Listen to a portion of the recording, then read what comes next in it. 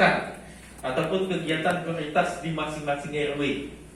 Jadi silakan di list permasalahannya apa, kebutuhannya apa, silakan dibuat peringkatnya. Mana nih yang sebetulnya betul-betul dibutuhkan. Nanti kalau yang masuk urutan bawah ya bisa dipakai mekanisme yang lain, atau nanti kita usulkan lagi di tahun berikutnya. Jangan sampai tujuan dari Bapak Wali Kota dan Wakil Wali Kota terpilih supaya dana 300 juta ini bisa menyelesaikan permasalahan-permasalahan yang di bawah, tapi karena usulannya tidak tepat sasaran sehingga akhirnya permasalahan-permasalahan itu terus menjadi pekerjaan rumah bagi kita semua. Yang kedua selanjutnya, nggak tahu nih yang kedua apa yang kelima ya. Yang selanjutnya ada juknis, petunjuk teknis tentang usulan-usulan. Jadi sudah ada tuh.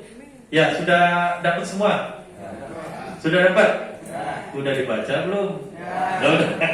Mudah-mudahan usulan sudah dibaca ya Bapak Ibu sekalian ya. Karena di situ ada juknis, jangan sampai nanti sudah kita usulkan ternyata tidak sesuai dengan juknis sehingga tidak bisa juga. Jadi kalau misalnya nanti saya sudah menyampaikan ke Pak Lurah untuk diverifikasi kembali ya dengan jajarannya untuk diverifikasi kembali usulan-usulan yang sudah disampaikan, supaya usulan itu bisa terakomodir semua. Misalnya terkait dengan pasos-pasum, apakah pasos-pasum itu sudah disahkan?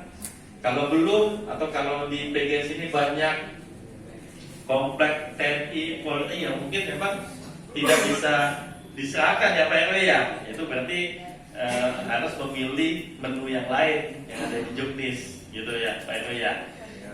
Jadi kemudian terkait apa lagi ini? Terkait dengan ada beberapa di juknis yang nanti mekanismenya dengan swakelola tipe 4.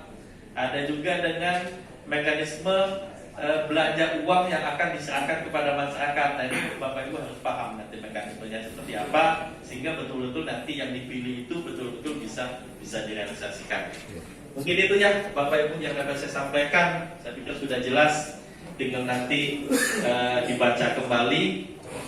Mudah-mudahan saya berharap bahwa dana 300 juta per RW ini betul-betul bisa bermanfaat kepada masyarakat. Karena secara nominal ini lebih besar dibandingkan tahun sebelumnya. Ya betul ya. Terus sekarang kalau dulu kan berkelurahan termasuk yang dilaksanakan tahun ini 2,5 M. Jadi kalau PGS ada 15 RW ya, 15 RW kali 300 berarti 4,5 M. Dana yang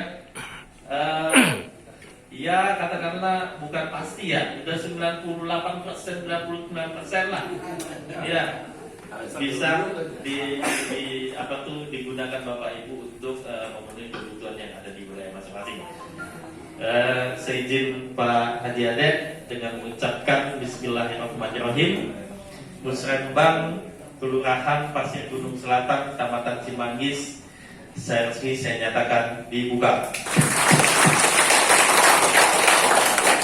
Terima kasih atas perhatiannya. Lebih kurang saya mohon maaf. Bila taufiq wal hidayah. Wassalamualaikum warahmatullahi wabarakatuh. Waalaikumsalam warahmatullahi wabarakatuh.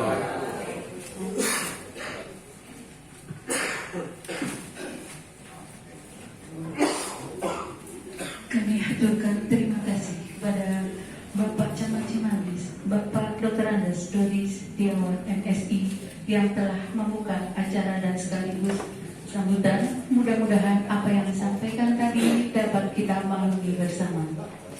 Bapak Ibu sekalian, kita lanjutkan acara materi kegiatan dan marilah kita simak bersama paparan Lurah Pasir Gunung Selatan.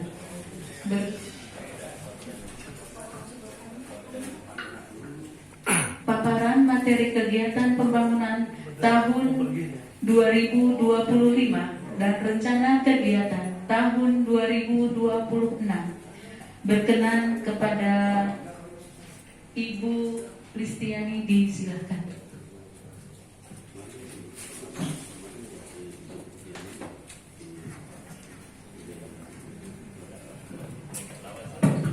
Izin berdiri ya Pak Camat. Sudah.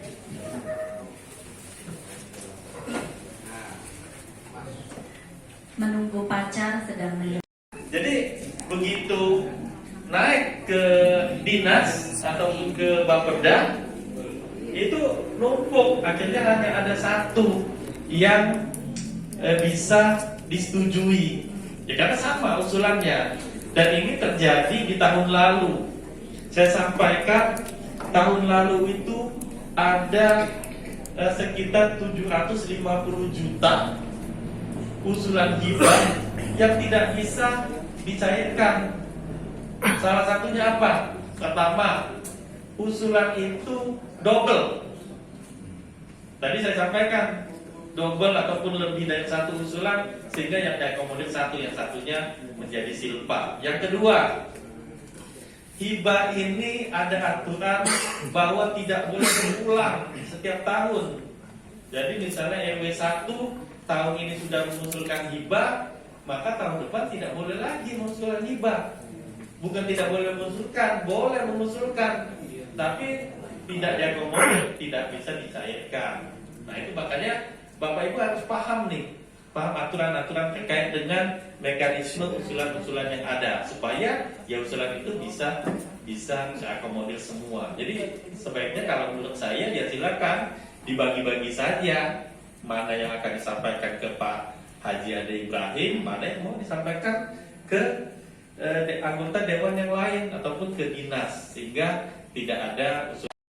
Ibu dan Bapak sekalian, kami sudah diwajibkan karena memang saya merupakan kader dari Bapak Prabowo Subianto dari Partai Gerindra. Kami diwajibkan untuk mengawal anggaran kegiatan makan bergizi. Dan insya Allah di Kota Depok ini memang baru beberapa titik ini yang dilaksanakan oleh di bawah kendali dari Kodim. Yang terima kasih Pak, yang Kodim memang sudah ada di titiknya, salah satunya di Cilangkap ya Pak ya, dan sudah mendirikan dapur gizi juga, dan nantinya akan serentak dilaksanakan. Dan kami di daerah sudah diperintahkan untuk mengalokasikan dari anggaran yang saat ini, anggaran ini kita masukkan ke dalam BTT atau anggaran bantuan tidak terencana.